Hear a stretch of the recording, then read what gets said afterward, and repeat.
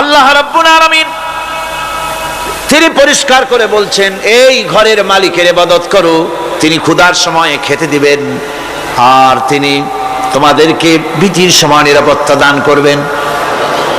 চাউলের অভাব হবে না, পাটের অভাব হবে না, খাদ্যের অভাব হবে না, কারণ দুটি জিনিস যদি তোমরা করতে পারো খাবারের অভাব হবে না। ওয়ালাউ আন্না আহলাল কুরা আমানু ওয়াত্তাকাউ লাফাতাহনা আলাইহিম বারাকাতিন মিনাস সামাই ওয়াল আরদ। দেশের লোকেরা, জনপদের লোকেরা যদি দুইটা কাজ করে, এক নম্বরে হলো আমার উপরে ঈমান আনবে, দুই নম্বরে হলো আমাকে ভয় করার নীতি অবলম্বন করে যদি চলে, তাহলে ওই দেশের মানুষের জন্য আকাশ আর জমিনের সব বরকতের দরজা আমি আল্লাহ খুলে দেব। আল্লাহর ওয়াদা। আল্লাহ পাকের নিকট মানুষের সবচাইতে বড় দাবি কি? আল্লাহর কাছে মানুষের সবচাইতে বড় দাবি কি করতে পারেন? পারেন না। আল্লাহ পাকের কাছে মানুষের শ্রেষ্ঠ দাবিটা আল্লাহ নিজেই শিখাই দিয়েছেন। আমার কাছে দাবি কর, ইহদিনাস সিরাতাল মুস্তাকিম। আয় আল্লাহ, একটা সোজা, একটা সরল রাস্তা আমারে দাও, একটা সহজ পথ আমারে দাও। এই কথা সূরা ফাতিহা দাবি করার পর আল্লাহ রাব্বুল আলামিন এই অভিনন্দনের জবাবে, 7টা বাক্যের অভিনন্দনের জবাবে আল্লাহ রাব্বুল আলামিন 30 পারা কোরআন শরীফ নাজিল করে দিলেন। সূরা ফাতিহার এই সওয়ালের জবাবে আল্লাহ পাক বললেন, ওয়া আনি'বুদুনি হাযা সিরাতুম মুস্তাকিম। সোজা রাস্তা চাও, আমার গোলামি করো, ইবাদত করো। সব জায়গায় ইবাদত, গোলামি করাই লাগবে। আমার কাছে সোজা রাস্তা চাও, সোজা রাস্তা হলো আমার গোলামি করা। কার গোলামি? বেহেশতে যেতে চান? আমি আস্তে জিগাইলাম বলে আপনারাও আস্তে জবাব দিলেন। বেহেশতে যেতে চান? সুবহানাল্লাহ। এমন কোন মানুষ আছে নাকি যে বেহেশতে যেতে চায় না? মদ খোর যাইতে চায়। সবাই, আমরা সবাই বেহেশতের আশা করি, ঠিক কিনা? আল্লাহ রাব্বুল আলামিন বলেন, বেহেশতে যদি যেতে চাও তাহলেও ইবাদত করা লাগবে, ইবাদত ছাড়া জান্নাতে যাওয়া যাবে না। ফাদখুলি ফি ইবাদি ওয়াদখুলি জান্নাতি। সর্বপ্রথম আমার বান্দার মধ্যে দাখিল হয়ে যা, আমার গোলামির মধ্যে দাখিল হওয়া, আমার গোলাম হয়, এরপরে আমার জান্নাতে চলে যা। আগে গোলাম হবি, তারপরে কোথায় যাবি? জান্নাতে যাবে। আগে গোলাম হ, আগে গোলামির খাতায় নাম লেখা, আগে সত্যিকারের আমার বান্দা হ, গোলাম, এরপরে জান্নাতে যাওয়া যাবে। জান্নাতে যাইয়া আল্লাহর সাথে কি দেখা করতে চাই? আল্লাহর সাথে দেখা করতে চাই। আল্লাহ রাব্বুল আলামিন বলেন, ফামান কানা ইয়ারজু লিকা রাব্বিহি ফালইআমাল আমালান সালিহান ওয়া লা ইউশরিক বিইবাদাতি রাব্বিহি আহাদা। তোমাদের মধ্যে যদি কেউ আল্লাহর সঙ্গে, তার রবের সঙ্গে যদি কেউ দেখা করতে চায়, তাহলে সে যেন ভালো ভালো কাজ করে, নেক কাজ করে, আর তোমার রবের সাথে অর্থাৎ আল্লাহ রাব্বুল আলামিনের সাথে ইবাদতের মধ্যে যেন কাউকে শরীক না করে। শিরক যদি না করো, খাঁটি গোলাম, খাঁটি বান্দায় যদি পরিণত হতে পারো, কিয়ামতের দিন আল্লাহ রাব্বুল আলামিনের সঙ্গে দিদার নসিব হয়ে যাবে। এই গোলামি করব কতদিন? কতদিন গোলামি করব? এই প্রশ্নের জবাবে আল্লাহ রাব্বুল আলামিন কোরআনে কারীমের মধ্যে জবাব দিয়ে দিয়েছেন, ওয়া'বুদ রাব্বাকা হাত্তা ইয়াতিয়াকাল ইয়াকিন। মৃত্যু পর্যন্ত, যতক্ষণ না নাক দিয়ে শেষ প্রশ্বাসটি, নিঃশ্বাসটি বেরিয়ে যাচ্ছে, ততক্ষণ পর্যন্ত আনুগত্য, গোলামি সবটা হবে কার? জোরে চিল্লা এখন কার? এই গোলামি জীবনের সব ক্ষেত্রে করতে পারলে আমরা মুসলমান, আর করতে না পারলে মুসলমান নামে মুনাফিক। না পারলে কি? মুনাফিক। বন্ধুগণ, ইয়াকা নাবুদু পর্যন্ত বলে ওয়া ইয়াকা নাস্তাইনের কথাটা শোনাচ্ছি। সূরা ফাতিহার ভিতরে আমরা পড়ি, পড়েন আমার সাথে, ইয়াকা নাবুদু ওয়া ইয়্যাকা নাস্তাঈন। আয় আল্লাহ, একমাত্র তোমার গোলামি করি আর একমাত্র তোমার কাছে সাহায্য চাই, তুমি ছাড়া কারো কাছে সাহায্য। এটা কি ঠিক? এটা কি আমাদের মনের কথা, ঈমানের কথা? আল্লাহ করুন, আল্লাহ করুন, বলি আমিন। হাদিস শরীফে বলা হয়েছে, ইজা সাআলতা ফাসআলিল্লাহ ওয়া ইজা ইসতাআনতা ফাসতাঈন বিল্লাহ। কিছু চাইতে হলে আল্লাহর কাছে চাও, কিছু বলতে হলে, ভিক্ষা করতে হলে আল্লাহর কাছেই ভিক্ষা করো। কার কাছে ভিক্ষা করবেন? আল্লাহর কাছে বলুন। আমার বন্ধুগণ, আমি আমার ঈমান থেকে কথা বলি, আমি আমার ঈমান থেকে কথা বলি। কোরআন এবং হাদিস পড়ে যতটুকু আল্লাহ বোঝার তৌফিক দিয়েছেন সেই কথাগুলি পেশ করার জন্য চেষ্টা করি। বন্ধুগণ, এদিক ওদিক কোন দিকে না ঘুরে মসজিদে যান, মসজিদে গিয়ে নামাজ পড়েন আর আল্লাহর কাছে হাত পেতে আল্লাহরে বলেন। সেজদা গিয়া যখন রব্বুল আলামিনের দরবারে কিছু চাইবেন, হুজুরের কাছে জিজ্ঞেস করা হয়েছে, হুজুর, বান্দা কখন আল্লাহর নিকটবর্তী হয়ে যায়? আল্লাহর নবী বলেছেন, বান্দা যখন সেজদা দেয় তখন বান্দা একেবারে আল্লাহ পাকের কাছে চলে যায়। আল্লাহর কাছে চান, যা দরকার, ছেলে নাই, মেয়ে নাই, বউ নাই, অথবা চাকরি নাই, প্রমোশন চাই, ব্যবসায় উন্নতি চাই, যা দরকার কাকে বলবেন? মনটাকে পরিষ্কার করুন, আজকে মনটাকে সাফ করুন, সমস্ত দুর্বলতা থেকে মনকে উঠায় আনো, বিশ্বাস করুন, যা চাওয়ার, যা বলার সবটা আল্লাহর কাছে। কার কাছে? আমি তার গোলাম। আমি কার গোলাম? আল্লাহ ছাড়া কারো কাছে আমার অভিযোগ তুলবো না, সবটা বলবো আল্লাহর কাছে। বলে দেখেন, বলে দেখেন আল্লাহ পাক কিভাবে আপনাকে সাহায্য করেন। সুবহানাল্লাহ। ভাইরা আমার, আল্লাহ রাব্বুল আলামিন রাসূল করিম সাল্লাল্লাহু আলাইহি ওয়াসাল্লামকে বলেছেন, ফাইদা ফারাগতা ফানসাব ওয়া ইলা রাব্বিকা ফারগাব। যখন তুমি খালি হাত হয়ে যাবে, দাঁড়িয়ে যাবে এবং তোমার রবের কাছে মিনতি জানাবে, কিছু যখন থাকবে না, তোমার রবের কাছে দাঁড়ায় যাও আর তার কাছে মিনতি জানাও, তোমাকে আল্লাহ ভরপুর করে দিবেন। ভান্ডের কোনো অভাব নাই। আমাদের ভান্ড হচ্ছে যত দেব তত কমবে, আর আল্লাহর ভান্ড যত দেয় তত সমান সমান থাকে, মোটেই কমে না, মোটেই কমে না। সুতরাং দয়াল বাবা, বাবাজান, কেবলাজান বাবা কি যে কবে আর কি করবে দিশা করতে পারে না। গান বাজনা, তারপরে গোসল শরীফ, কি জানি হাবিজাবি শরীফ, কোন শেষ বেদাত দিয়ে ভরে গেছে। এগুলি বিশ্বাস করবেন না, বিদআত খারাফা, এর সাথে মুসলমানের কোনো সম্পর্ক নাই। গান বাজনার সাথে মুসলমানের কোনো সম্পর্ক। হাতে কতগুলো ঢোল নিয়ে তারপরে মাজারের কাছে গিয়ে ঢোল বাজায়, কবরের কাছে, মাথায় কতগুলো চুল, দাঁতে ময়লা, মোষগুলা ঠোঁট দুইটা ঢাইকিয়া দাড়ির কাছে এসে পড়ছে। হায় হায় রে, এই রকমের মোষ আমি মাঝে মধ্যে চিন্তা করি যে দই খায় কেমনে এরা, গাঁজা মদ খাইয়া এগুলো মাজার মধ্যে গিয়ে পড়ে থাকে। আর কি জানি আছে ওইটারে ঘষে আর বলে মদিনা যাব কেমনে, মদিনা যাব কেমন। তুই মদিনা যাবি কেমনে? মদ খেয়ে গাঁজা খেয়ে তুই যাবি মদিনা? একটা কথা হইলো? তোর নাপাক কদম আল্লাহ পাকের আরদে মুকাদ্দাসে উঠতে পারে না। বদকার, জিনাকার, শারাবি, কাবাবি, আল্লাহ পাকের নাফরমান। কতগুলা শালু কাপড় গায়ে দিয়া, মাথায় কতগুলা চুল রাখিয়া, তারপরে গ্রামের নামে শরীফ। আশ্চর্য কথা, এই গ্রামের নাম শরীফ, ওই গ্রামের নামের মাথায় গিয়া শরীফ। শরীফ তো মক্কা শরীফ, মদিনা শরীফ, কোরআন শরীফ, হাদিস শরীফ। আর শরীফের দরকার নাই। শরীফের জাত মারছে গ্রামে গ্রামে শরীফ লাগাইয়া, কর্ণফুলী শরীফ, চন্দ্রকোনা শরীফ। আশ্চর্য কথা, শরীফ শব্দের একটা ইজ্জত থাকা উচিত, ঠিক কিনা কন? আপনাদেরকে সতর্ক হতে হবে।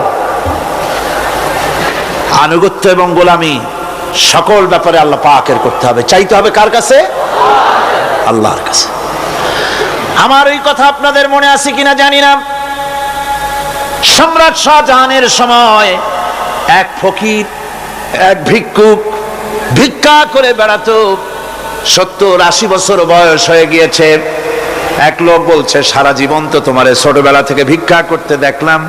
সে বলল, মানুষের দেয় তো 2 পয়সা 1 পয়সা, ভিক্ষা ছাড়া করবোটা কি? লোকটি বলল, তোমার একটা পরামর্শ দেই, একদিন সম্রাটের কাছে গিয়ে যে দেখো, একবারে যা দেবে খাইয়া কুলাইতে পারবে না। সম্রাট শাহজাহান কোথায় আছে এখন? দেখো গিয়া মসজিদে আছে। লোকটি মসজিদের বাইরে গিয়ে দেখে সম্রাট একা হাত তুলে বসে আছে, চোখ থেকে পানি পড়তেছে দর দর করে, দাড়ি ভিজে জামায় পড়তেছে, বহুক্ষণ দাঁড়িয়ে আছে। এরপরে সম্রাট তার মুনাজাত শেষ করে বেরিয়ে আসছেন। ফকিরের সঙ্গে দেখা। ফকির বলল, আসসালামু আলাইকুম। তিনি বললেন, ওয়ালাইকুম আসসালাম রাহমাতুল্লাহ। ফকির রওনা করেছে। বাদশা বলছে, তুমি তো একজন ভিক্ষুক মানুষ বলি মনে হয়, আমার কাছে তো কেউ কিছু না চাইয়া যায় না, তুমি যে কিছু না চেয়েই চলে যাচ্ছ। ভিক্ষুক বলছে, জাহাপানা, সত্যি কিছু চাইতে এসেছিলাম আপনার কাছে, কিন্তু আপনার অবস্থা দেখে আমার জ্ঞানের চোখ খুলে গেছে। আমি দেখতে পেলাম আমি যে সম্রাটের কাছে ভিক্ষা চাইতে আসলাম, আমি তো শুধু তাকায় আছি, আমি তো কান্দি না, বরং আমি যার কাছে চাইতে এসেছি তিনি আমার চাইতে আরো নগণ্য ভিক্ষুকের মতো হয়ে কার কাছে যেন হাত পেতে চোখের পানি ফেলে কান্দে। মনে মনে ভাবলাম, সম্রাট কান্দে যে সম্রাটের কাছে, ওই আল্লাহ ছাড়া জীবনে কারো কাছে কিছু চাইব না। আল্লাহর কাছে চাওয়ার অভ্যাস করুন, তিনি দিতে পারেন, সবকিছু তার আছে। এই বিশ্বাস মনের ভিতরে জমাতে হবে, তাহলেই সত্যিকারের মুসলমান আমরা হব। আল্লাহ পাক সত্যিকারের গোলাম আমাদেরকে বানাবেন। আমরা বলি আমিন। তাওহীদ বোঝা যাবে না শিরক না জানলে, শিরক বোঝা যাবে না তাওহীদ না জানলে, দিন বোঝা যায় না রাত না বুঝলে, রাত বোঝা যায় না দিন না হলে, টক বোঝা যায় না মিষ্টি না হলে, মিষ্টি বোঝা যায় না টক বা তিতা না হলে। কথা বুঝতে পেরেছেন? একটার বিপরীত আর একটা, এটাকে বুঝতে হবে। সুতরাং শিরক এটা হচ্ছে আন্দাজ আর অনুমানের উপর। শিরকের ভিত্তি আন্দাজ আর অনুমান। শিরকের ভিত্তি কি? এ কথাগুলি আমার না, আমি কার কথা শোনাতেছি? আমি কি কিসসা কাহিনী শোনাচ্ছি? গাঁজাখুরি গল্প? আল্লাহর কথা। আমার আল্লাহ পাক বলছেন, আলা ইন্না লিল্লাহি মান ফিস সামাওয়াতি ওয়া মান ফিল আরদ। জেনে রাখো, আসমানের বাসিন্দা হোক আর জমিনের বাসিন্দা হোক, সব হতেছে আল্লাহর মালিকানাধীন। কার মালিকানাধীন? ওয়ামা ইয়াত্তাবিউল্লাযীনা ইয়াদউনা মিন দুনিল্লাহি শুরাকা। যারা আল্লাহকে ছাড়া মন গড়া শরীকদারকে ডাকে, আল্লাহরে বাদ দিয়া অন্য শরীকদের যারা ডাকে, তারা এটা ডাকে কিভাবে? ইয়াত্তাবিউনা ইল্লা যান্না ওয়া ইনহুম ইল্লা ইয়াখরুসুন। তারা নিছক আন্দাজ এবং অনুমানের অনুসারী, আর শুধু কল্পনাই করে। সব কল্পনা, কোনো দলিল নাই। মাজারে গিয়া কিছু চাওয়া, এর কি কোনো দলিল আছে? রাসূলুল্লাহ এরকম করেছেন, সাহাবায়ে কেরাম এরকম করেছেন? আগরবাতি দেওয়া, মোমবাতি দেওয়া, চাদর দেওয়া, এগুলো রাসূলুল্লাহ করেছেন না সাহাবায়ে কেরাম করেছেন? এগুলি সব আন্দাজ এবং অনুমানের উপরে করা। শিরক হচ্ছে অন্ধ অনুকরণের পরিণতি। ওই দেখছি মা বাপ করেছে, মুরব্বীরা করেছে, তাই করে। আল্লাহ পাক বলছেন, যদি তাদের জিজ্ঞেস করে সব কাজ করো কেন তারা? রব্বুল আলামিন বলেন, হাউলাই মা ইয়াবুদুনা ইল্লা কামা ইয়াবুদু আবাউহুম মিন ক্বাবল। হে নবী, এরা সেই মিথ্যা খোদাদের ইবাদত করে। কেন করে?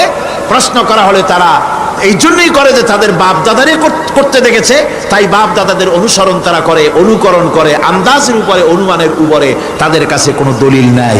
এই শিরক থেকে ফিরে থাকার জন্য সূরা লোকমানের মধ্যে দেখুন, হযরতে লোকমান তিনি তার সন্তানকে ডেকে বলছেন, ইয়া বুনাইয়া ইয ক্বালা লুকমানু লিবনিহি ওয়া হুয়া ইয়াইযুহু ইয়া বুনাইয়া লা তুশরিক বিল্লাহ ইন্নাশ শিরকা লাযুলমুন আযীম। ইয়া বুনাইয়া, হে আমার নান্না মুন্না লাডলা, হে আমার কলিজার টুকরা সন্তান, ইয়া বুনাইয়া লা তুশরিক বিল্লাহ, খবরদার আল্লাহর সাথে শরীক স্থাপন করো না। ইন্নাশ শিরকা লাযুলমুন আযীম। শিরক হচ্ছে মস্ত বড় অপরাধ। যারা শিরক করে তারা অপমানিত্বের শেষ পর্যায়ে চলে যায়। তারা অপমানিত হয়। কিরকম? ومن يشرك بالله فكأنما خر من السماء فتخطفه الطير أو تهوي به الريح في مكان سحيق। আল্লাহর সাথে যারা শিরক করে সে যেন আকাশ থেকে পড়ে গেল। কার কথা এটা? যে ব্যক্তি শিরক করলো সে যেন আকাশ থেকে পড়ে গেল, আর পাখি যেন তাকে মহাশূন্য থেকে ছ মেরে নিয়ে গেল, বাতাস যেন তাকে এক বিরাট প্রান্তর নিয়ে বিন্দু বিন্দু করে ছিন্ন ভিন্ন করে দিল। তার মানে হলো আকাশ থেকে পড়ে যাওয়ার অর্থ হলো তাওহীদের অবস্থান থেকে সরে যাওয়া। পাখিতে ছো মারার অর্থ হলো যখন সে শিরক করে তখন শয়তানের সে ফুটবল হয়ে যায়। শয়তানের কি হয়? শয়তানের ফুটবল হয়ে যায়। বাতাস উড়িয়ে নেওয়ার অর্থ হলো লালসা এবং নফসের প্রবৃত্তির ভিতরে লোকটি নিমজ্জিত হয়ে যায়। সুতরাং অপমান এবং লাঞ্ছনা পাওনা থাকে যারা শিরক করে তাদের জন্য। আল্লাহ শিরকের ব্যাপারে একটা দৃষ্টান্ত দিচ্ছেন। আল্লাহ পাক কোরআন শরীফে অনেক দৃষ্টান্ত দিয়েছেন। দৃষ্টান্ত দিলে লোকেরা বোঝে ভালো, ঠিক কিনা কোন? আল্লাহ পাক দৃষ্টান্ত দিচ্ছেন, ইয়া আইয়ুহান নাসু দুরিবা মাসালুন ফাসতাবিউ লাহু ইন্নাল্লাযীনা তাদউনা মিন দুনিল্লাহি লা ইয়াখলুকু যুবাবান ওয়ালাউ ইসতামাউ লাহু। আল্লাহ পাক বলেন, হে মানব সকল, আমি আল্লাহ একটা দৃষ্টান্ত দিতেছি, তোমরা শোনো। সুবহানাল্লাহ। আল্লাহ পাক বলছেন আমি একটা দৃষ্টান্ত দেই, তোমরা শোনো। ফাসতামিউ লাহু, কান পাতা ভালো করে শোনো আমার দৃষ্টান্তটা। আমি আল্লাহরে বাদ দিয়ে যারা অন্যদেরকে ডাকে প্রয়োজন পুরাবার জন্য, সন্তান পাওয়ার জন্য, স্বাস্থ্য ভালো হওয়ার জন্য, ঋণ মুক্ত হওয়ার জন্য, ইবাদত করার নিয়ত নিয়ে আমারে বাদ দিয়ে তারা যারা ডাকে, যাদেরকে ডাকা হলো ওরা তো মাছির মতো একটা প্রাণীও বানাইতে পারে না। ছোট্ট একটা মাছিও বানাইতে পারে? জোরে বলেন, পারে? মাছির মতো প্রাণী বানানো তো দূরের কথা। ওয়াইয়াসলুবহুম যুবাবু শাইআ লা ইস্তানকিযুহু মিনহু যাউফাত তালিব ওয়াল মাতলুব। ওই মাছি যদি তার কাছ থেকে কোনো জিনিস হরণ করে নিয়ে যায়, মাছির কাছ থেকে ওটা ফিরায় রাখার ক্ষমতা তার নাই। মূর্তি বানানো হয় 10খানা হাত, 20খানা হাত, 40টা মাথা, সামনে ডাব আছে, চিড়া আছে, কলা আছে, মুড়ি আছে, কত খাবার। মাছিতে সব যদি নিয়ে যায়, কুত্তায় দাঁড়ায় যদি গায়ে পেশাবও করে দেয়, এতগুলা হাত একটা হাত দিয়েও সরাইয়া দিতে পারে না। আল্লাহ পাক বলেন দাউফাত তালিবু ওয়াল মাতলুব। যাদের কাছে ওরা চায়, ওই আশ্রয় প্রার্থী আর আশ্রয়দাতা দুটোই দুর্বল। হাদিস শরীফে এসেছে, একবার এক মুশরিক রাসূল করিম সাল্লাল্লাহু আলাইহি ওয়াসাল্লামের কাছে এসেছেন একটা ভাঙ্গা, ঠ্যাং ভাঙ্গা, কল্লা ভাঙ্গা একটা মূর্তি নিয়ে। হুজুর বলছেন যে তোমার এই মূর্তিটার কল্লা ঠ্যাং ভাঙ্গা কেন? সে ব্যক্তি কইল যে হুজুর, এটা হলো আমার খোদা। বিপদ আপদ থেকে বাঁচার জন্য সবসময় বগলে রাখি, না জানি কোন সময় কোন বিপদে পড়ে যাই। পথে চলতে গিয়ে পেশাব আসলো, ভাবলাম খোদারে নিয়ে এই কাম করুন, তার রাস্তার উপরে দাঁড় করায় রাখা, এরপরে আমার কাজ সারলাম। এসে দেখি খোদাটার মাথা থেকে শুরু করে পা পর্যন্ত খালি ভিজা। ভাবলাম খোদার শরীর ভিজা, নিশ্চয়ই কোনো বরকতের পানি হবে। কোলে তুলে নিয়ে চাট আরম্ভ করলাম। চাটতে গিয়ে টের পাইলাম যে গন্ধ লাগে টক টক। আশ্চর্য কথা, বরকতের পানি এরকমের ঝাঁঝালো গন্ধ, নাক ছিঁড়ে যাওয়ার মতো। বিষয়টা কি? কিসের বরকত?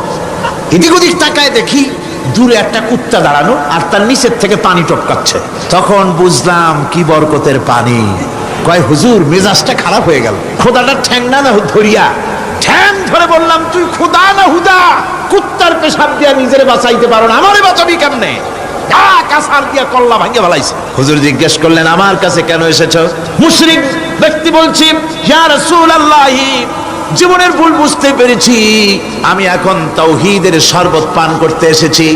নবীজি বললেন, পড়ো লা ইলাহা ইল্লাল্লাহু মুহাম্মাদুর রাসূলুল্লাহ। আল্লাহ পাক কি সুন্দর করে বুঝাচ্ছেন, আমি ছাড়া কারো কোনো ক্ষমতা নাই। আল্লাহুল্লাযী খালাকাকুম সুম্মা রাযাকাকুম সুম্মা ইউমীতুকুম সুম্মা ইউহয়ীকুম। আল্লাহ বলছেন, ও বান্দারা শোনো, আমি আল্লাহ তোমাদেরকে সৃষ্টি করেছি, শুধু সৃষ্টি করি নাই, খাবার দিছি। কে দিছেন খাবার? সৃষ্টি করেছি, খাবার দিয়েছি, এরপরে তোমাদের মৃত্যু করব, আবার মৃত্যুর উপরে আমি আল্লাহ তোমাদের জিন্দা করব। হাল মিন শুরাকাইকুম মাইয়াফআলু মিন যালিকুম মিন শাই। তোমরা যাদের পূজা করো, তোমরা যাদের ইবাদত করো, আমি আল্লাহ ছাড়া আমি যে সব কাজ করি, এই সব কাজ তোমাদের ওই সব দেবদেবতারা করতে পারে? আল্লাহ বলেন পারে না। সুবহানাহু ওয়া তাআলা আম্মা ইউশরিকুন। তিনি পবিত্র, পবিত্র পবিত্র তারা যে সমস্ত কথা বলে আর আল্লাহর সাথে যে সমস্ত জিনিস দিয়ে শরীক স্থাপন করে, তার থেকে আল্লাহ মহান পবিত্র। আল্লাহ পাক বলেন দেখো আমার কত ক্ষমতা, চিন্তা করো। কুল আরাইতুম ইন আখাযাল্লাহু সামআকুম ওয়া আবসারাকুম ওয়া খাতামা আলা কুলুবিকুম মান ইলাহুন গায়রুল্লাহি ইয়াতিকুম বিহ। আল্লাহ পাক বলেন, ও নবী আপনি বলেন, বলে দিন, আল্লাহ যদি, তোমরা কি কখনো এই কথা চিন্তা করে দেখেছো, আল্লাহ যদি ইচ্ছে করেন তাহলে তোমাদের কানের শ্রবণ শক্তি আল্লাহ পাক বন্ধ করে দিতে পারেন, ইচ্ছে করলে তোমাদের চোখ দুটির দৃষ্টি শক্তি আল্লাহ পাক কেড়ে নিতে পারেন, ইচ্ছে করলে তোমার বিবেক বুদ্ধি সব লোপ পায়া পাগলে পরিণত করে দিতে পারেন। পারেন কিনা জোরে কোন? আল্লাহ পাক বলেন, কখনই কি সব কথা চিন্তা করেছো? ইচ্ছে করলে আমি তোমার শ্রবণ শক্তি বন্ধ করে দিতে পারি, চোখের দৃষ্টি শক্তি, চোখের নূর কেড়ে নিতে পারি, বিবেক বুদ্ধি লোপ পাওয়া দিতে পারি। এরপরে এগুলি যদি আমি করে, মান ইলাহুন গায়রুল্লাহি ইয়াতিকুম বিহ, তাহলে আমি আল্লাহ ছাড়া এমন কি আছে? আবার তোমার দৃষ্টি শক্তি ফিরায় দিতে পারে, আবার তোমার শ্রবণ শক্তি ফিরায় থাকে, ফিরায় দিতে পারে, আবার তোমার বিবেক শক্তি ফিরায় দিতে পারে। আছে কি কেউ? আছে? আল্লাহ পাক বলেন, নবী আপনি বলেন, আমার নিয়ামত খায় লাভালাভি করো, আমার নিয়ামত খাও, পানি খাও, মাছ খাও, গোশত খাও, যে পানি না হলে তোমাদের জীবন বাঁচে না। কুল আরাআইতুম ইন আসবাহা মাউকুম গাওরান ফাবাইয়াতিকুম বিমাইম মাইন। নবী বলে দিন, সমুদ্রের পানি, দরিয়ার পানি, কুয়ার পানি, পাতালের পানি, সমস্ত পানি যদি আমি আল্লাহ শুকায় দেই, তাহলে এমন কোন খোদা তোমার আছে নতুন করে পানি আমদানি করে দিতে পারে? কি সুন্দর করে আল্লাহ বুঝাচ্ছেন। সুবহানাল্লাহ, সুবহানাল্লাহ। আল্লাহ পাক আবার বলেন, শোনো বান্দারা, ও নবী আপনি মানুষকে ভালো করে বুঝান। কুল আরাইতুম ইন জাআলাল্লাহু আলাইকুমুল লাইলা সারমাদান ইলা ইয়াউমিল কিয়ামাহ। ও নবী ভালো করে বুঝান, আমি যদি এই রাত্রটাকে টেনে কিয়ামত পর্যন্ত লম্বা করে দেই, এই রাত যদি আর সকাল না হয়, মান ইলাহুন গায়রুল্লাহি ইয়াতিকুম বিদিয়া, আমি আল্লাহ ছাড়া কে আছে এই রাতের অন্ধকার দূর করে দিয়ে সূর্যের আলো এনে দিতে পারে? আছে কেউ? আফালা তাসমাউন, তোমরা শুনতে পাও না? কান নাই? আল্লাহ পাক বলছেন শুনতে পাও না? ইচ্ছে করলে আমি তা করতে পারি। শুধু তাই নয়, কুল আরাইতুম ইন জাআলাল্লাহু আলাইকুমুন নাহারা সারমাদান ইলা ইয়াউমিল কিয়ামাহ, আমি যদি ইচ্ছে করি দিনটাকে টেনে নিয়ে কিয়ামত পর্যন্ত লম্বা করে দিতে পারি। মান ইলাহুন গায়রুল্লাহি ইয়াতিকুম বিলাইলিন তাসকুনুনা ফীহি আফালা তুবসিরুন, তাহলে আমি আল্লাহ ছাড়া কোন শক্তি এমন আছে যে দিনের এই আলোর ঝলকানি দূর করে দিয়ে রাতের পর্দা এনে তোমার জন্য শান্তির ঘুম এনে দিতে পারে, শান্তিপূর্ণ পরিবেশ সৃষ্টি করে দিতে পারে? কে আছে আমি আল্লাহ ছাড়া? তোমরা কি দেখতে পাও না? শুনতে পাও না? কান নাই? চোখ নাই? আল্লাহ পাক এভাবে করে মানুষকে সুন্দর করে করে শিরক থেকে বাঁচার জন্য বলছেন, সমস্ত ক্ষমতা হচ্ছে আমি আল্লাহর। সমস্ত ক্ষমতা কার? আল্লাহ পাক বলেন, এই শিরক যদি ছেড়ে না দাও, আমি ছাড়া অন্য কারো কাছে যদি সন্তান কামনা করো, স্বাস্থ্য কামনা করো, ঋণ মুক্তির কামনা করো, জেনে রাখো, কুল তামাত্তাউ ফাইন্না মাসীরাকুম ইলান নার। আল্লাহ পাক বলেন, নবী ওদের বলে দেন, ফুর্তি করো, খাও, জনমের মতো লুটে পুটে খাও, এরপরে জায়গা হবে জাহান্নাম। জায়গা হবে কোথায়? শিরক যারা করে তাদের জায়গা হবে জাহান্নাম। আল্লাহ বলে দিয়েছেন, ইন্নাহু মান ইউশরিক বিল্লাহি ফাকাদ হারামাল্লাহু আলাইহিল জান্নাহ ওয়া মাওয়াহুন নার। যে ব্যক্তি শিরক করবে তার জন্য আল্লাহ পাক জান্নাতকে হারাম করে দিবেন। নাউজুবিল্লাহ। আল্লাহর জান্নাত হারাম, যারা শিরক করবে তাদের জন্য বেহেশত কি হারাম। আমার বন্ধুগণ, বড় মারাত্মক কথা। খবরদার, এই শিরক থেকে আমাদেরকে বাঁচতে হবে। আল্লাহ সব গুনাহ মাফ করবেন, শিরকের গুনাহ আল্লাহ পাক বলছেন, ইন্নাল্লাহা লা ইয়াগফিরু আন ইউশরাকা বিহি ওয়া ইয়াগফিরু মা দুনা যালিকা লিমান ইয়াশা। আল্লাহ রাব্বুল আলামিন শিরকের গুনাহ মাফ করবেন না, সমস্ত গুনাহ মাফ হয়ে যাবে, শিরকের গুনাহ রব্বুল আলামিন মাফ করে দিবেন না। ওয়া মান ইউশরিক বিল্লাহি ফাকাদ ইফতারা ইসমান আযীমা। যারা শিরক করলো তারা আল্লাহর সাথে মিথ্যা আরোপ করলো, জুলম করলো আল্লাহর উপরে। জোরে কর নাউযুবিল্লাহি মিন যালিক। ভাইরা আমার, সুতরাং আমাদেরকে ডাকতে হবে একমাত্র আল্লাহ পাককে। কাকে ডাকতে হবে? আল্লাহ পাককে ডাকতে হবে। তিনি আমাদের সমস্ত প্রয়োজন মিটিয়ে দিবেন। এ বিশ্বাস আছে তো? এ বিশ্বাস হয়েছে? আল্লাহ পাক বলছেন, ওয়ালা তাদউ মিন দুনিল্লাহি মা লা ইয়ানফাউকা ওয়া লা ইয়াদুররুকা ফাইন ফাআলতা ফাইন্নাকা ইযাম মিনাজ জালিমিন। আল্লাহকে ছেড়ে এমন শক্তিকে কেন ডাকো যে শক্তি তোমার কোনো ফায়দা করতে পারবে না, কোনো ক্ষতিও করতে পারবে না, এমনকি ওরা নিজেদেরও কোনো উপকার করতে পারে না। আল্লাহ পাক আরো বলেন, ওয়া ইয়ামসাসকাল্লাহু বিদুররিন ফালা কাশিফা লাহু ইল্লা হুয়া। আল্লাহ পাক যদি কোনো বিপদ দেন, ওই বিপদ থেকে তোমাকে কেউ ফিরাইয়া দিতে পারে না। ওয়া ইউরিদিকা বিখাইরিন ফালা রাদ্দা লিফাদলি। আল্লাহ পাক যদি তোমার কোনো অনুগ্রহ করতে চান, তোমাকে যদি কোনো সাহায্য করতে চান, সেই সাহায্যের মুখেও তোমাকে কেউ প্রতিরোধ গড়ে তুলতে পারে না, আল্লাহ সাহায্য ফিরাই দিতে পারে না। সুতরাং সবকিছুর মালিক হচ্ছেন আল্লাহ। চাইতে হবে আল্লাহর কাছে। বলুন তো জোরে সরে, হায়াতের মালিক কে? সমস্ত মুসলমানদেরকে চিল্লায় বলতে হবে।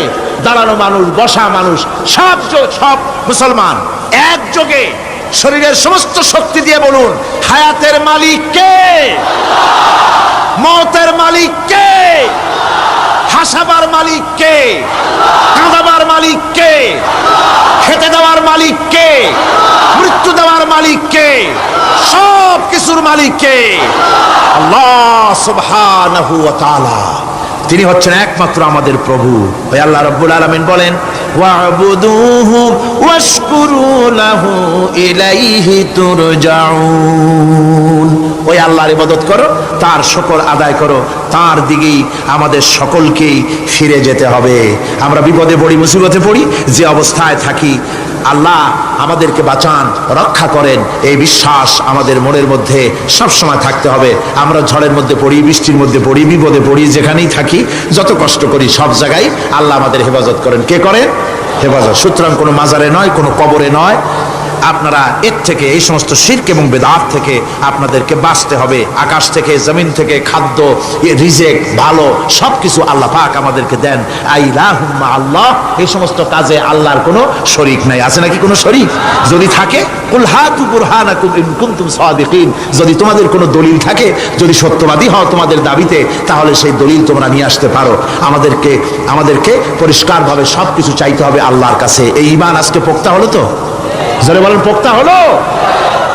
আমরা মোনাজাত করবো। এখন কি করব? মোনাজাত হবে। দাঁড়ানো ভাইরা বসেন, এক মুহূর্তের ভিতরে দাঁড়ানো ভাইরা বসে পড়ুন। আল্লাহর কাছে এখন আমরা চাইবো। আজকে জুমার রাত, আজকে কিসের রাত? যে আল্লাহর এত শক্তির কথা বললাম, সেই আল্লাহর কাছে চাইবো, ভিক্ষা করবো। আজকে আল্লাহর কাছে চাইবো। আল্লাহর কাছে চাওয়া থেকে যারা মাহরুম হয়, তাদের অবস্থা যে কত করুণ। আল্লাহর কাছে যদি হাত পাতার মতো হিম্মত না হয়, মুনাজাতের কথা শুনে যারা হাঁটে, আমার দুঃখ হয় তাদের জন্য, করুণা হয় তাদের জন্য। আল্লাহ পাকের কাছে হাত তুলতে হবে, আল্লাহর কাছে হাত তুলতে হবে। কার কাছে হাত তুলতে হবে? আল্লাহর কাছে। এখন মোনাজাত হবে। দাঁড়ানো ভাইরা বসেন, কোন মুসলমান দাঁড়ানো থাকবেন না। সাহায্য আমরা প্রাণ ভরে চাইবো আল্লাহর কাছে। কার কাছে? একটি হাদিস আপনাদেরকে শোনাতে হয়। روي الطبراني في إسناده أنه كان في زمان النبي صلى الله عليه وسلم منافق يؤذي المؤمنين فقال بعضهم قوموا بنا نستغيث برسول الله صلى الله عليه وسلم من هذه المنافق তাবারানী হাদিস এটি সনদ সহকারে হাদিসটি এসেছে সেটা হচ্ছে এই যে রাসূল করিম সাল্লাল্লাহু আলাইহি ওয়াসাল্লামের জামানায় একজন মুনাফিক এক এলাকায় মুসলমানদেরকে খুব রকম নির্যাতন করতেছিল এলাকার মুসলমানেরা বলল যে চলো আমরা যাই রাসূল করিম সাল্লাল্লাহু আলাইহি ওয়াসাল্লামের কাছে সাহায্য চাই তিনি যদি মুনাফিক থেকে আমাদের বাঁচান এবং তারা গিয়ে রাসূলের কাছে মুনাফিক থেকে বাঁচার জন্য সাহায্য চাইলেন فقال النبي صلى الله عليه وسلم انه لا يستغاث بي وانما يستغاث بالله শোনো মুসলমানেরা খবরদার আমার কাছে সাহায্য চাইও না সাহায্য চাইবে কেবলমাত্র আল্লাহ পাকের কাছে সাহায্য চাইতে হবে আল্লাহ পাকের কাছে সুতরাং কোরআন থেকে হাদিস থেকে আপনাদের সামনে কথাগুলি তাওহীদ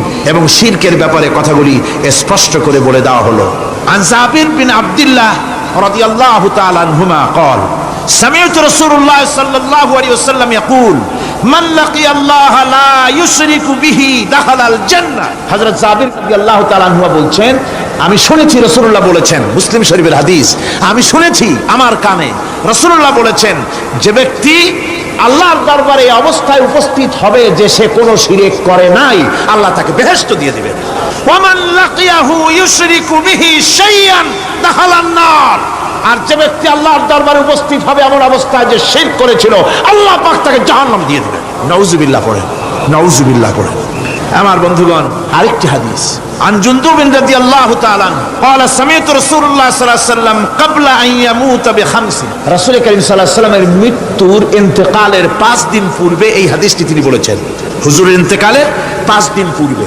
মুসলিম শরীফের হাদিস হাদিসটি হচ্ছে হুজুর বলছেন আলা وإن من كان قبلكم كانوا يتخذون قبور أنبيائهم وصالحهم مساجدا فلا يتخذوا القبور مساجدا إني نهاكم عن ذلك رواه مسلم ইন্তেকালের 5 দিন আগে হুজুর বললেন সাবধান ও আমার উম্মতেরা তোমাদের আগে যারা এসেছিল এই পৃথিবীতে তারা তাদের নবীদের কবরগুলিকে সেজদার জায়গা বানিয়েছিল তারা তাদের নেককার বান্দাদের কবরগুলিকে তারা মসজিদ বানিয়েছিল সেখানে তারা সেজদা করত খবরদার কোন কবরস্থানকে তোমরা সেজদার জায়গা বানিও না ইন্নী আনহাকুম আন যালিক আমি কঠোরভাবে তোমাদেরকে নিষেধ করছি খবরদার কবরগুলিকে সেজদার জায়গা বানিও না রাসূলুল্লাহ আরো বলেছেন কবর জিয়ারত করতে যে সমস্ত মহিলারা যায় আমাদের দেশে পুরুষও যায় মেয়ে লোকও যায় وعن ابن عباس رضي الله تعالى عنهما لعن رسول الله صلى الله عليه وسلم زائرة القبور والمتخذين عليها المساجد والسروج রাসূল করিম সাল্লাল্লাহু আলাইহি ওয়াসাল্লাম বলেছেন ইবনে আব্বাস রাদিয়াল্লাহু তাআলা আনহুমা থেকে এই হাদিস বর্ণিত তিনি বলেছেন হুজুর বলেছেন যে খবরদার যে সমস্ত মহিলারা কবর জিয়ারতে যায় কবরের স্থানে যারা যায় তাদের উপরে আল্লাহ রাসূল লানাত করেছেন আল্লাহ রাসূল তাদের উপরে অভিসম্পাত দিয়েছেন যে সমস্ত মহিলা কবরের স্থানে যায় আর কবরে বাতি জ্বালায় কবরে বাতি জ্বালায় বাতি যারা কবরে জ্বালায় চিরাগ জ্বালায় আল্লাহ রাসূল তাদের উপরে লানাত করেছেন সুতরাং কবরে আগরবাতি দেওয়া মোমবাতি দেওয়া চাদর দেওয়া এগুলি মুসলমানদের কাজ নয় এগুলি মুসলমানদের কাজ আপনারা খবরদার এগুলি করবেন না সাহায্য করবেন টাকা দিবেন পয়সা দিবেন সব গরিবদের দেবেন এতিমদের দেবেন মাদ্রাসা দিবেন লিল্লা বডিকে দিবেন মসজিদে দিবেন গরিব মানুষকে দিবেন এতিমদেরকে দিবেন বিধবাদেরকে দিবেন ন মুসলমানকে দিবেন রাজি আছেন মাজারে আগর না চাদরবাতি না মোমবাতি না কিচ্ছু না কোন মাজারে গেলেন বাস আসসালামু আলাইকুম ইয়া আহলাল কুবুর সূরা ফাতিহা পড়লেন সূরা ইখলাস পড়লেন দরুদ শরীফ পড়লেন দোয়া করে দিলেন আল্লাহ কবরে যিনি শুয়ে আছেন তারা বলল ভাই সব পৌঁছে দাও শেষ কিচ্ছু চাওয়ার নাই চাইতে হবে আল্লাহর কাছে কার কাছে মুসলমান রাজি আছেন কারা কারা রাজি দেখান কারা কারা রাজি আলহামদুলিল্লাহ আল্লাহ রাব্বুল আলামিন কোরআন শরীফের ভিতরে বলেছেন লাশ-শামসু ইয়ামবাগি লাহা আন তুদরিকাল কামারা ওয়ালাল লাইলু সাবিকুন নাহার ওয়া কুল্লুন ফি ফালাকি ইয়াসবাহুন প্রবল জ্ঞানী হইবে যাহারা আপন মনেতে বুঝিবে তাহারা রাত্রি পারে না আগে যাইবার দিনের স্থান করি অধিকার চন্দ্র বাদে না সূর্যের গায়েতে সূর্য পারে না চন্দ্রকে ধরিতে যার যে স্থান বহাল রাখিয়া ভ্রমণ করিছে খোদাকে ডরিয়া একটি নির্ধারিত সময় সীমা পর্যন্ত আপন আপন কক্ষপথে সব দৌড়াদৌড়ি করবে কারো সাথে অ্যাক্সিডেন্ট হবে না কারো। ওয়াকুল্লুন ফি ফালাকি ইয়াসবাহুন, যা আছে মহাশূন্যে সব ঘুরতেছে। কে বলে? বলেন সবাই, কে বলছে? কোন সূরা? সূরা ইয়াসিন। আবার শুনুন, আল্লাহ পাক ফয়সালা দিচ্ছেন, ঘোরে কেডা? শুধু সূর্য ঘোরে না, শুধু চন্দ্র ঘোরে না, আল্লাহ মহাশূন্যে যা রেখেছেন সব ঘুরতেছে, সবই সন্তরণশীল, সব গতিশীল। সুতরাং ফয়সালা তো আল্লাহর কাছ থেকে নিতে হবে। পৃথিবী সৃষ্টি করেছেন, মানব গোষ্ঠী সৃষ্টি করেছেন এবং মানুষের প্রয়োজন মিটিয়েছেন। এই মানুষগুলিকে কে সৃষ্টি করেছে? মানুষ সৃষ্টির ব্যাপারেও দার্শনিকরা মানুষদেরকে বিভ্রান্ত করে। যা কলেজে বিশ্ববিদ্যালয়ে পড়ানো হয়, এই কোরআন শরীফ বিশ্ববিদ্যালয়ে পড়ানো হয়? হ্যাঁ হয়। কয়েকটা আয়াত, কয়েকটা সূরা পরীক্ষা পাস করার জন্য একটু একটু অপশনাল রেখে দেওয়া হয়েছে। বর্তমান যে শিক্ষা কমিশন, শামসুল হক শিক্ষা কমিশন রিপোর্ট মন্ত্রী পরিষদে অনুমোদন করেছে বর্তমান সরকার। এই শিক্ষানীতিতে বলা হয়েছে ক্লাস 1 থেকে নিয়ে ক্লাস 5 পর্যন্ত ধর্মীয় শিক্ষা দিতে দেওয়া হবে না।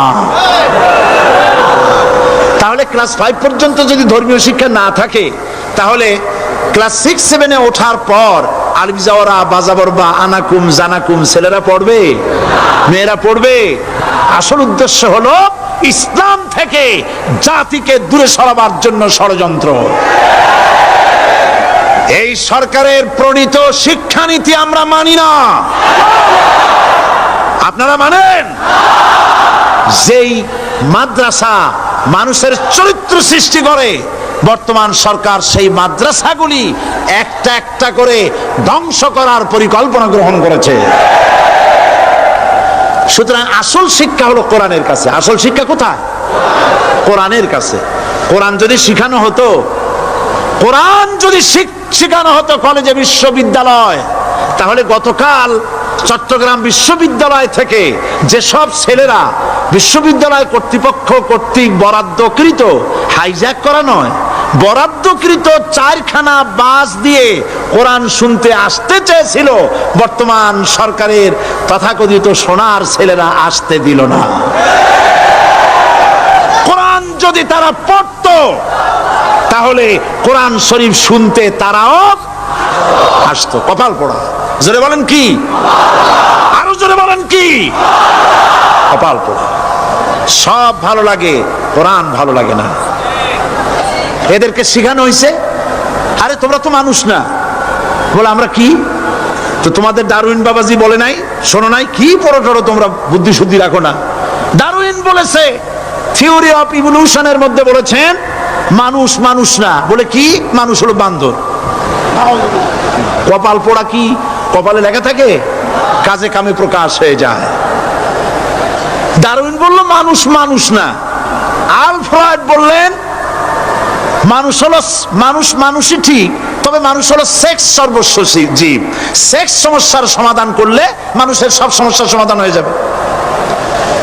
কার্ল মার্কস বললেন মানুষ হলো পেট সর্বস্ব জীব, পেট সমস্যার সমাধান করে দিলে সব সমস্যা শেষ। আর ডারউইন বললেন মানুষ মানুষই না, মানুষ কি? বলে বান্দর। ওরাং ওটাং শিম্পাজি আর ব্যাং থেকে মানুষের উৎপত্তি হয়েছে। আমি যখন জীবনের প্রথম শিম্পাজি দেখলাম, ওরাং ওটাং দেখলাম, তখন আমি মনে করেছি যে ডারউইন খামোখা ভুল করে নাই। এইটা দেখেই ও মনে করেছে যে এই হচ্ছে আমার মাতামহের গোষ্ঠী, এ হলো পিতামহের গোষ্ঠী। আপনারা একটু মাথা কাটায় চিন্তা করেন, মানুষ যদি বান্দর থেকে হবে, আজও বানর ফরেস্ট এরিয়া আছে কিনা বাংলাদেশে? চিল্লায় বলেন আছে কিনা? তো মানুষ যদি বান্দর থেকেই হবে, আপনারা কি কোনোদিন দেখেছেন যে একটা বান্দরের কোমর পর্যন্ত মানুষের মতো হয়ে সারছে? আর কিছুদিন গেলেই পুরো মানুষ হয়ে যাবে। গলা পর্যন্ত মানুষের মতো হয়ে গেছে, আর কদিন গেলেই মানুষ হয়ে যাবে। দেখছেন কখনো? আচ্ছা আপনারা বলেন, পাবদা মাছ আপনারা চট্টগ্রামে কি বলেন? পাবদাই বলেন। পাবদা মাছ দেখতে কি মাছের মতো লাগে? বোয়াল মাছের মতো। কোন পাগলে কি বলছে কথা যে বোয়ালের পূর্বপুরুষ পাবদা? পাবদা বাচ্চাগুলি পুটি টুটি খাইয়া খাইয়া আস্তে আস্তে বোয়াল হয়ে গেছে, এ কথা কেউ বলে? আচ্ছা, শোলের যে ছোট সাইজ, শোল মাছ, গজাল মাছ, এর যে ছোট্ট সাইজ ভর্তা করে খায়, শুটকি বানায় খায়, ওগুলোর কি বলে? টাকি মাছ। এই টাকি মাছ দেখতে শোল মাছের মতো। কেউ পাগলকে আজ পর্যন্ত বলেছে যে শোল মাছের পূর্বপুরুষ টাকি, টাকিগুলা সার মার খাইয়া আস্তে আস্তে শৌলে পরিণত হয়ে গেছে? কেউ বলেছে? বলো। ডারউইন কয় বোতল খাইয়া যে এই মতবাদ লিখছে আল্লাহই ভালো জানে। যে বান্দরের থেকে মানুষ আবিষ্কার হয়েছে, নাউজুবিল্লাহ। এগুলি পড়ানো হয় কলেজে, বিশ্ববিদ্যালয়, তাই আমাদের সোনার ছেলেরা বান্দরামি করে। ওদের যদি পড়ানো হইতো তোমরা বান্দরের গোষ্ঠী নও, তোমরা মানুষ। মর্যাদা কার বেশি, বান্দরের না মানুষের? এ পৃথিবীর প্রথম মানুষকে আদম আলাইহিস সালাম। আদম হইছেন কি দিয়ে? মাটি দিয়ে। আল্লাহ রাব্বুল আলামিন যিনি মানুষ সৃষ্টি করেছেন, তিনি কোরআন শরীফের ভিতরে বলে দিয়েছেন। আমি প্রথমেই বলেছি, আপনারা লক্ষ্য করুন, এই কোরআন তাবিজের কিতাব নয়, এই কোরআন তদবিরের কিতাব নয়, ঝাড়ফুঁকের কিতাব নয়। কোরআন হলো পৃথিবীর মানুষের জন্য কোড অফ লাইফ, পূর্ণাঙ্গ জীবন বিধান। সবকিছু আল্লাহ পাক কোরআনের ভিতরে বলে দিয়েছেন, কোন জিনিস বাদ দেন নাই। আপনি আমি কেমনে সৃষ্টি হয়েছি আল্লাহ পাক কোরআনের ভিতরে বলেছেন, ইন্না খালাকনাকুম মিন তুরাবিন সুম্মা মিন নুতফাতিন সুম্মা মিন আলাকাতিন সুম্মা মিন মুদগা। নিষ্প্রাণ মাটি দিয়ে তোমাকে উৎপন্ন করা হয়েছে, নিষ্প্রাণ মাটি উপাদান দিয়ে তোমাকে তৈরি করা হলো। মায়ের পেটের ভিতরে এক ফোঁটা নাপাক পানি জমাট রক্তে পরিণত হয়ে গেল। জমাট রক্ত আস্তে করে গোস্ত পিণ্ড হলো। গোস্ত পিণ্ডকে সুন্দর করে সাজায়া, হাড্ডি গুড্ডি বানায়া, স্ট্রাকচার তৈরি করে তার উপরে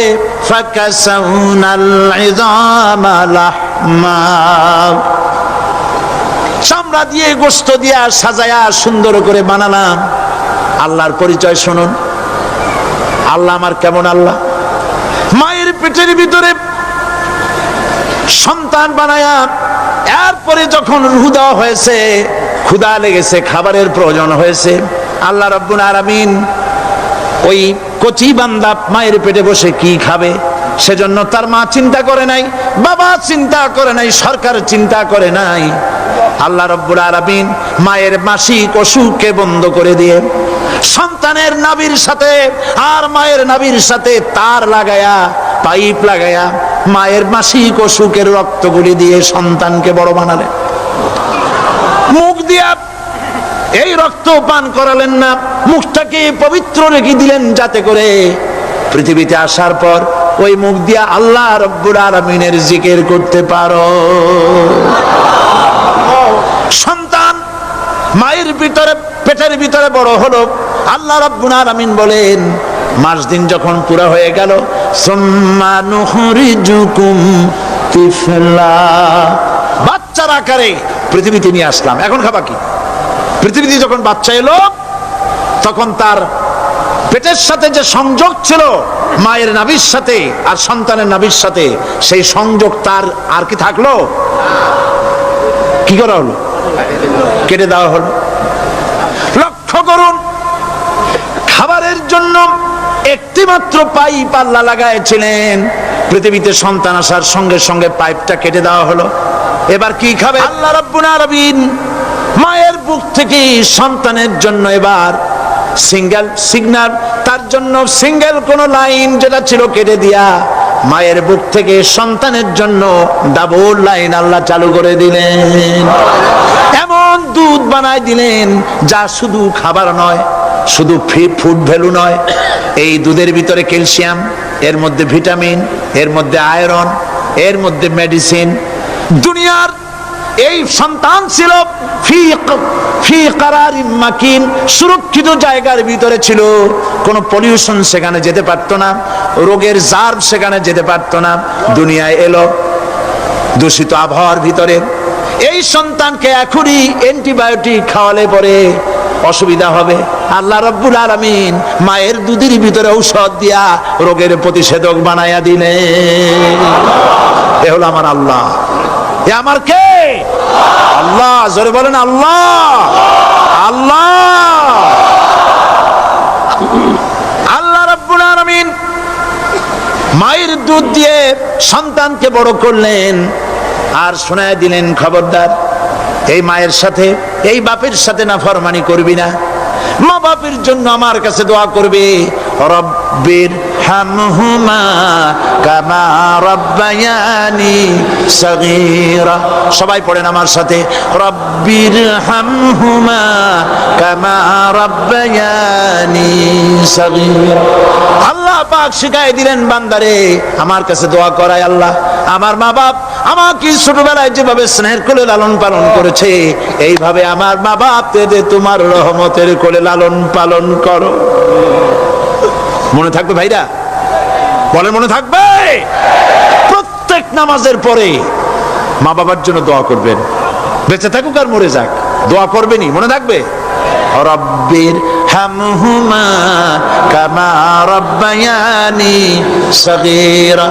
আবার পড়েন, রব্বির হামহুমা কামা রাব্বায়ানি সগীরা। আল্লাহ পাক মায়ের মর্যাদা এত বাড়াইছেন, সাহাবী প্রশ্ন করেছে, ইয়া রাসূলুল্লাহ খেদমত করব কার? হুজুর বলেন তোমার মায়ের, তারপরে কার? তোমার মায়ের, তারপরে কার? তোমার মায়ের, তারপরে কার? তোমার পিতার। বাপের চাইতে মায়ের মর্যাদা আল্লাহ 3 গুণ বাড়াইয়া দিলেন, 3 গুণ বৃদ্ধি করে দিলেন। হাদিস শরীফে এসেছে, হযরত আবী হুরায়রা রাদিয়াল্লাহু তাআলা আনহু রাসূলের কাছে এসে রাতের বেলায় কাঁদতেছিলেন। হুজুর প্রশ্ন করলেন, আবু হুরায়রা কাঁদো কেন? হযরত আবু হুরায়রা বলছেন, হুজুর মা আমাকে মেরেছে। তিনি প্রশ্ন করলেন, আচ্ছা মা তোমার মারলো কেন? তুমি কি কোনো বেয়াদবি করছো? তিনি বললেন না। তবে মারলো কেন? হযরত আবু হুরায়রা বলেন, ইয়া রাসূলুল্লাহ আপনার খেদমত থেকে বাড়ি ফিরতে আমার দেরি হয়ে গিয়েছিল। গভীর রাত্রে যখন বাড়ি গেছি, মা আমাকে প্রশ্ন করলেন, বাবা দেরি হলো কেন, কোথায় ছিলি? তাম পৃথিবীর মানুষ যেই কদম মোবারক চুমু দিতে পারলে ধন্য হয়ে যায়, সেই আখিরি জামানার পয়গম্বর নবী মুহাম্মদ রাসূলুল্লাহ সাল্লাল্লাহু আলাইহি সাল্লামের দরবার থেকে আসতে আমার দেরি হয়ে গেছে। ইয়া রাসূলুল্লাহ আমার মা আপনার নাম শুনে তার গা জ্বলে উঠল, তিনি কাফের মুশরিকা।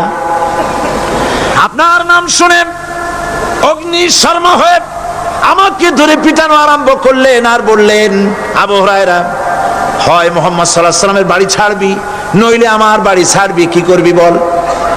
মার খেতে খেতে আমি বললাম, মা তোমার গায়ে যত শক্তি আছে আমারে মারো, তোমার বাড়ি শুদ্ধ তাম দুনিয়াটা ছেড়ে দিতে পারি, মুহাম্মদ রাসূলুল্লাহর কদম মোবারক ছেড়ে দিতে পারি না। হুজুর আমার মা গলা ধাক্কা মেরে আমাকে বের করে দিয়েছেন।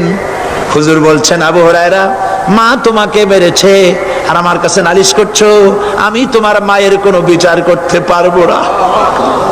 সুবহানাল্লাহ। এত বড় পাওয়ারফুল নবী, শানওয়ালা, ইজ্জতওয়ালি, বরকতওয়ালি, এত বড় নবী বলছেন মা মেরেছে, আমার করার কিচ্ছু নাই। সুবহানাল্লাহ। তোমার মা মুশরিকা হোক আর যাই হোক, তোমার মা। সুবহানাল্লাহ বলেন। আমার বন্ধুগণ, হযরত আবু হুরায়রা বলেন, ইয়া রাসূলুল্লাহ মায়ের বিরুদ্ধে কোনো অভিযোগ নিয়ে আমি আপনার কাছে আসি নাই। হুজুর বললেন, কেন আসছো বলো খুলে। আবু হুরায়রা বলেন, হুজুর আমি জানি আপনি আল্লাহর দরবারে যদি কোনো ব্যাপারে হাত তোলেন আল্লাহ মঞ্জুর করে ফেলেন। আপনি দয়া করে আমার মার জন্য দোয়া করেন, আল্লাহ যেন হেদায়েত দিয়ে দেন। আমার নবীজি দুখানে হাত উত্তোলন করলেন, বললেন, আল্লাহুম্মা ইহদি উম্মা আবি হুরায়রা। আয় আল্লাহ আমি দোয়া করতেছি আবু হুরায়রার মাকে হেদায়েত নসিব করো। হুজুর হাত তুলে মোনাজাত করছেন, আবু হুরায়রা দৌড় দিলেন বাড়ির দিকে। কয়েকজন সাহাবী হযরত আবু হুরায়রার জামা টেনে ধরেছে, এই ভদ্রলোক দৌড়ায় কেন? এত শান্ত মানুষ, কখনো গরম হয়ে কারো সঙ্গে কথা বলে না, এই মানুষটা দৌড়ায় কেন? কোনো বিপদ হইল নাকি? জামা টেনে ধরে বলে, আবু হুরায়রা দৌড়াও কেন? হযরত আবু হুরায়রা বলেন, জামাত ছেড়ে দাও, কোনো বিপদ আমার হয় নাই, আমি দৌড়াইয়া বাড়ি যাই দেখতে চাই। আমি দৌড়াইয়া আগে বাড়ি যেতে পারলাম না, আমার নবীর দোয়া আগে আমার বাড়ি চলে গেছে, আমি এটা দেখতে চাই। হযরত আবু হুরায়রা দৌড়াতে দৌড়াতে বাড়ি চলে গেছেন। দরজায় নক করলেন, ভেতর থেকে আওয়াজ এলো, কে? তিনি বললেন, আমি আবু হুরায়রা। মা, দরজা খুলে দাও, আমি তোমার সন্তান। মা বললেন, বাবা অপেক্ষা করো, দরজা খুলতেছে। হযরত আবু হুরায়রা বলেন, মায়ের গলার আওয়াজের ভেতরে কুফরি কর্কশতা পেলাম না, মায়ের গলার আওয়াজের ভেতরে তাওহীদের নরমিয়াত পেলাম। আমার কাছে মনে হলো আমি আবু হুরায়রা বাড়ি আসার আগে নবীজির দোয়া আল্লাহর আরশে পৌঁছে গেছে। আবু হুরায়রা বলছেন, মা আমার কিছুক্ষণ পরে ঘরের থেকে বেরিয়ে এসেছেন, আমি দেখলাম মায়ের শরীর ভিজা, মাথার চুল দিয়া পানি টপকাচ্ছে। মা আমার বললেন, বাবারে তোমাকে মারার পর আমি নিদারুণ অনুশোচনায় পড়েছিলাম, মনে মনে ভাবলাম, আহারে আমার সন্তানরা আমি কেন মারলাম?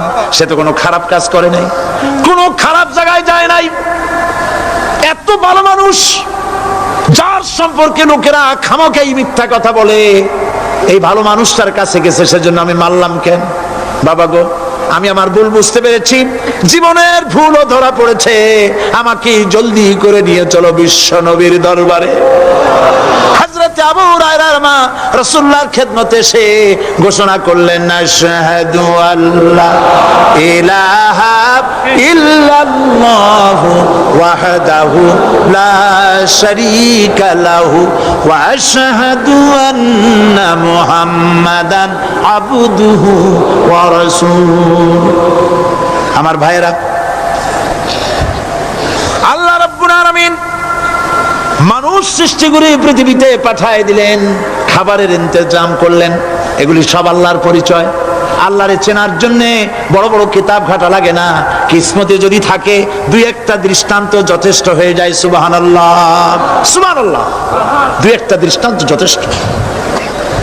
আল্লাহ পাক সমস্ত সৃষ্টি জগৎকে তৈরি করলেন, সৃষ্টি করলেন, আর তাদের খাদ্যের ব্যবস্থা করলেন। কে করেছেন খাদ্যের ব্যবস্থা? খাদ্য দেন আল্লাহ।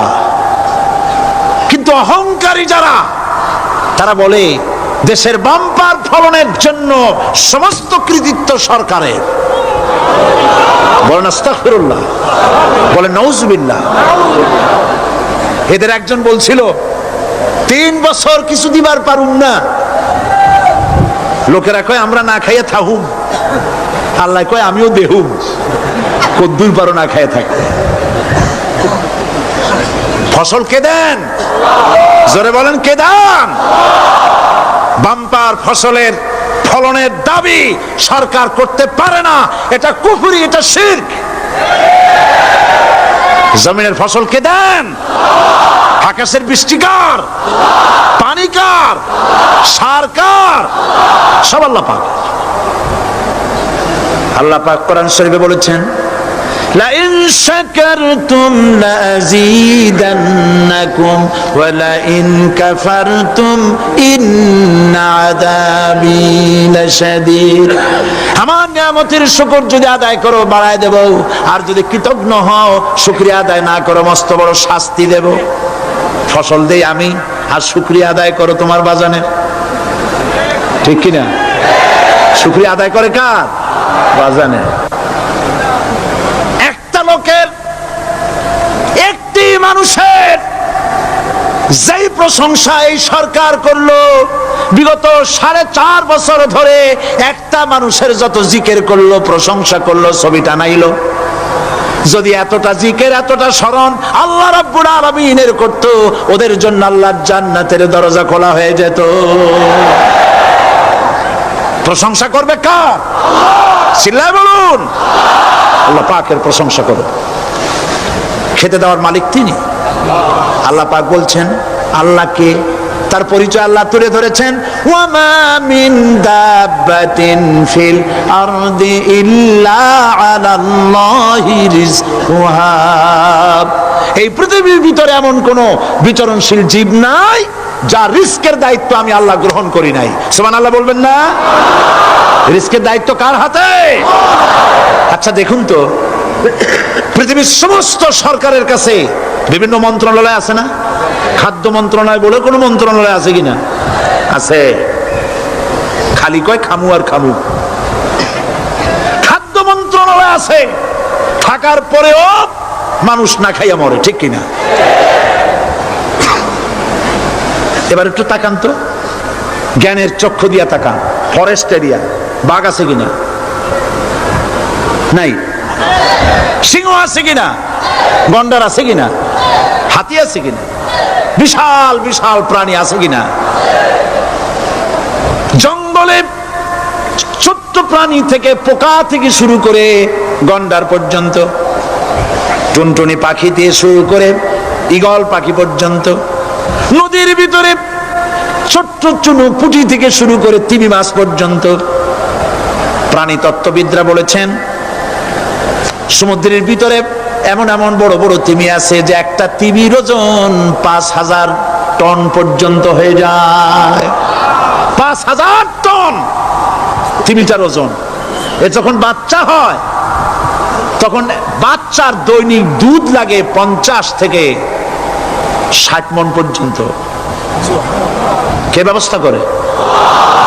রুহান মান ফেরেশতা। তো ওর মা যেমন, বাচ্চা তো সেরকম হবে, ঠিক কিনা? কে দেয় খাবার? এবার দেখেন তো, আপনার দেশের এই জঙ্গলে কত হাতি আছে। হাতিরা মিছিল করে আসছে যে আল্লাহ আমাদের এখন আর খাইতে টাইতে দিতে পারে না, বাংলাদেশের গভর্নমেন্ট কিছু দাও। আসছে না, খাইয়া ক্ষুধার জ্বালায় হাতি মরেছে, বাঘ মরেছে, সিংহ মরেছে। এর কোনো দৃষ্টান্ত আছে? ক্ষুধার জ্বালায় আকাশের উড়ন্ত পাখিরা ছটফট করে মারা গেছে, দৃষ্টান্ত আছে?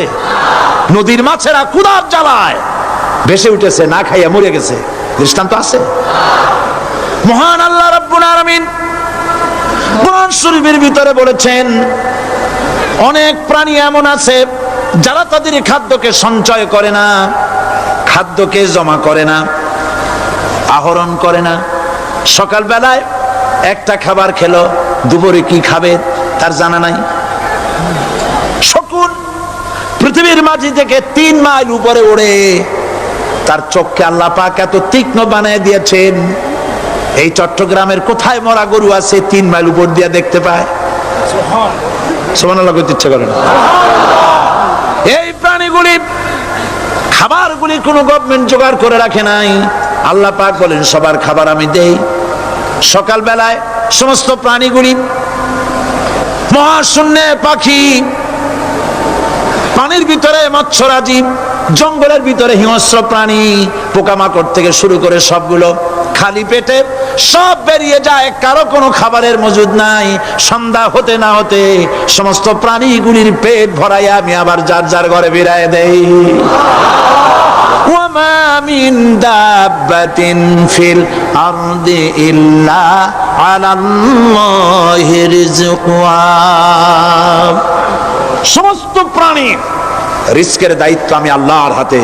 কে দেয় রিজক? জোরে বলুন, কে দেন? আল্লাহ পাক।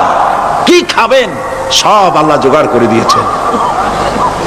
তরি তরকারি জোগাড় করেছেন, মাছ জোগাড় করেছেন, চাউল দিয়েছেন, খাবার দিয়েছেন, গোশত দিয়েছেন, সব দিয়ে দিয়েছেন। আল্লাহ রাব্বুল আলামিন সমস্ত জিনিস দিয়ে মানুষকে আল্লাহ পাক তার জন্য আল্লাহ সব করেছেন। খালাকালাকুম মা ফিল আরদি জামিআ। এই পৃথিবীতে যা তৈরি করেছে সব তোমার জন্য। এ হচ্ছে আমার আল্লাহ। এ হচ্ছে আমার কে? আল্লাহ। সে আল্লাহ পাক বলছেন, আল্লাহর পরিচয় তিনি স্রষ্টা, তিনি রিজেক দাতা। এবার আইনদাতা কে? আইনদাতা কে? আরো জোরে বলুন। আইনদাতা আল্লাহ হচ্ছে আল্লাহর পরিচয়। ইনিল হুকমু ইল্লা লিল্লাহ আলা লাহুল খালকু ওয়াল আমর। সৃষ্টি যার, আইন চলবে তার। আমার দেশে আল্লাহর আইন চলছে? আমাদের দেশের কল কারখানা, ক্ষেত খামার, অফিস আদালত আল্লাহর আইন অনুযায়ী চলে? চলে না। বরং আল্লাহর আইনকে মুছে ফেলার জন্য, নিজেদের আইন সৃষ্টি করার জন্য প্রচেষ্টা চালানো হচ্ছে। আল্লাহর আইন মানুষের জন্য সব থেকে বেশি উপযোগী, কারণ সৃষ্টি করেছেন কে? বলেন, কে করেছেন? আল্লাহ। প্রত্যেকটি মেশিন আপনি যা কিনবেন, রেডিও হোক, টিভি হোক, যে কোনো যন্ত্র হোক, গাড়ি হোক, তার সাথে একটা লিটারেচার, একটা বই তার সঙ্গে দিয়ে দেওয়া হয়। ওই বইয়ের মধ্যে লেখা থাকে এটা কিভাবে চালানো হবে, অপারেট করা হবে, তার সিস্টেম লেখা থাকে। আপনার ইচ্ছা মতো চালাইলে হবে না। এই মানব গোষ্ঠীকে সৃষ্টি করেছেন। এখন আপনি যদি আপনার আইন মতো চালান, তা কি চলবে? চলবে না। আপনি আপনার আইন মতো চালাচ্ছেন, ভালোভাবে চলতেছে? চলতেছে না। স্বরাষ্ট্রমন্ত্রী বলতেছেন সন্ত্রাসীদেরকে মাটির তলা থেকে খুঁজে বের করা হবে, কিন্তু নাকের উপর দিয়ে ব্রিফকেস চুরি হয়ে যায়, উনি তা ধরতে পারেন না। এই হলো আইন।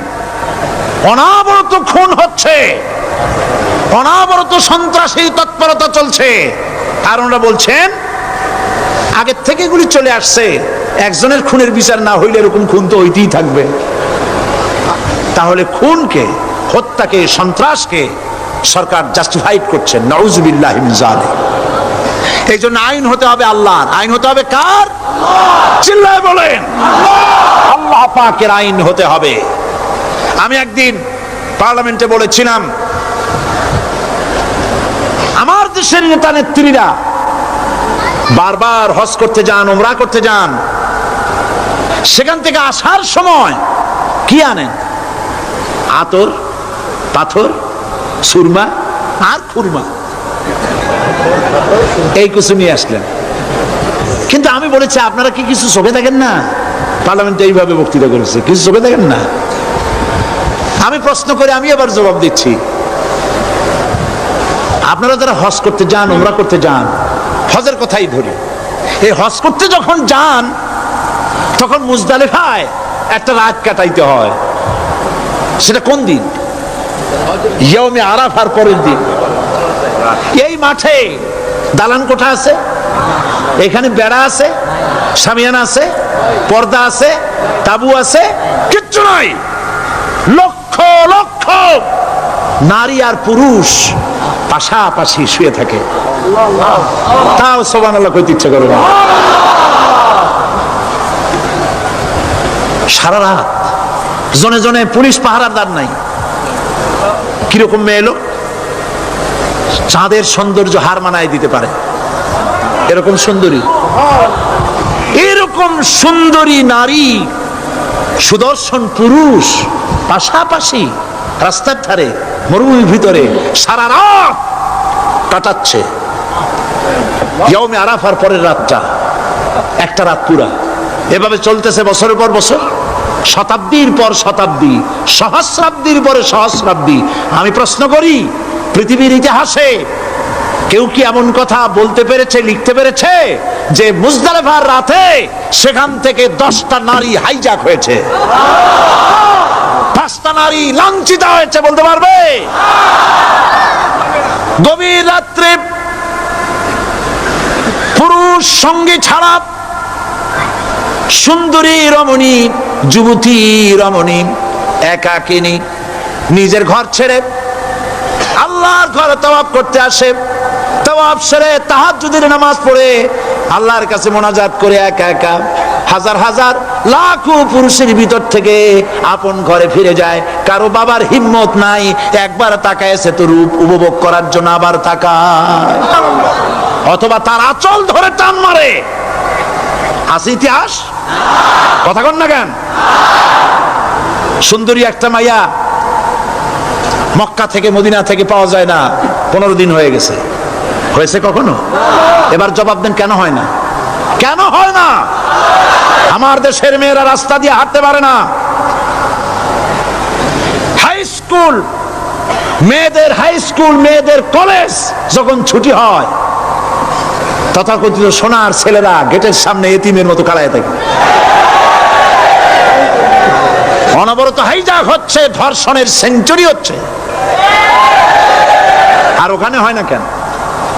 ওখানে হয় না এই কারণে, এই কোরআনের আইন আল্লাহ রাব্বুল আলামিন যে আইন দিয়েছেন, ওখানে আইন বলবৎ আছে, আছে নাকি? আছে কিনা?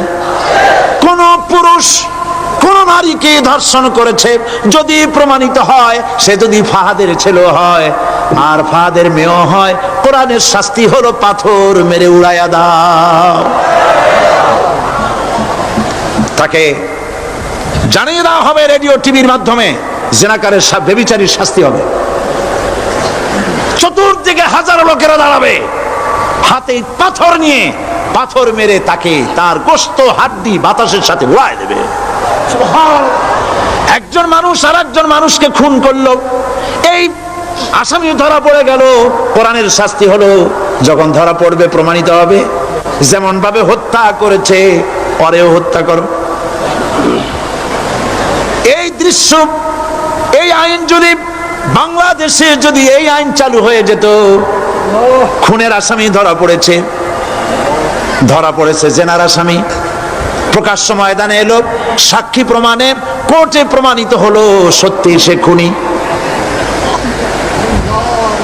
এই বিশাল আউটার স্টেডিয়ামের মাঝখানে খুনি কি দাঁড় করাও, চতুর্দিকে হাজারো লাখো মানুষ থাকুক, রেডিও টিভির ক্যামেরা কার্যকর হবে, পত্র পত্রিকার সাংবাদিকরা আসবে, তরবারির এক আঘাতে খুনির কল্লাটা উড়ায় দাও, দেহটা নিঃসার হয়ে জমিনে পড়ে যাবে। এই দৃশ্য যারা দেখবে সচক্ষে, রেডিওতে, পত্র পত্রিকায়, আর 1 বছরের ভেতরে খুন করার হিম্মত কারো কলিজায় উঠবে? জেনাকারের পাথর মেরে উড়িয়ে দেওয়ার শাস্তি যদি চোখে কেউ দেখে, জেনা করার পুলক আর জাগবে? এটা নাম আল্লাহর আইন। এই আইন কার? এই আইন যতদিন পর্যন্ত বাংলার মানুষের, মুসলমানদের উপরে কার্যকরী না হচ্ছে, এই দেশে কার্যকরী না হবে, ততদিন পর্যন্ত হত্যা, ধর্ষণ, খুন বন্ধ হবে না। বন্ধ হবে। সুতরাং এই আইন হচ্ছে কার? আরো জোরে বলেন, আল্লাহ রাব্বুল আলামিন। মহান আল্লাহ রাব্বুল আলামিনের এই আইন অনুযায়ী যদি দেশ চলে, মানুষ শান্তি পাবে, চুরি বন্ধ হবে, ডাকাতি বন্ধ হবে, জেনা বন্ধ হবে, হত্যা ধর্ষণ বন্ধ হয়ে যাবে। নবীজি এমন একটি আইন চালু করে দিয়ে, কোরআনের বিধান চালু করে দিয়ে এমন একটা সমাজ চালু করেছিলেন, যেই সমাজ সম্পর্কে হুজুর নিজে বলেছেন, খায়রুল কুরুনে কারনি, সর্বশ্রেষ্ঠ যুগ হলো কার যুগ? আমার যুগ। সুবহানাল্লাহ বলেন। রাসূলের যুগ হলো সর্বশ্রেষ্ঠ যুগ। সেই কোরআন, সেই হাদিস আজও আছে না নাই? বলেন জোরে, আজও আছে না নাই? সেই কোরআন এবং সুন্নাহ দিয়ে দেশ শাসন হোক, এটা কি আমরা চাই? কারা কারা চাই? দু হাত উঁচু করে দেখান।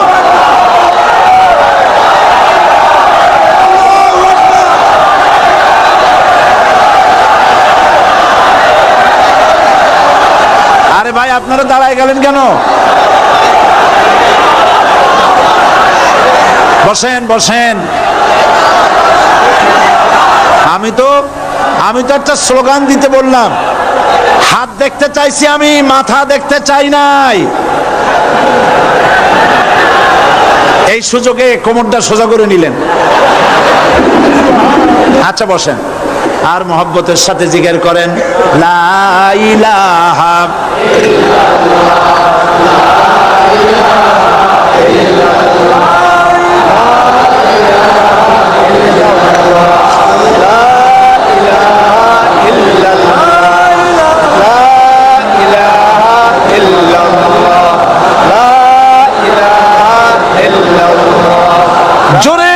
সবাই জিকির করেন, লা ইলাহা ইল্লাল্লাহ, লা ইলাহা ইল্লাল্লাহ, লা ইলাহা ইল্লাল্লাহ, লা ইলাহা ইল্লাল্লাহ, মুহাম্মাদুর রাসূলুল্লাহ।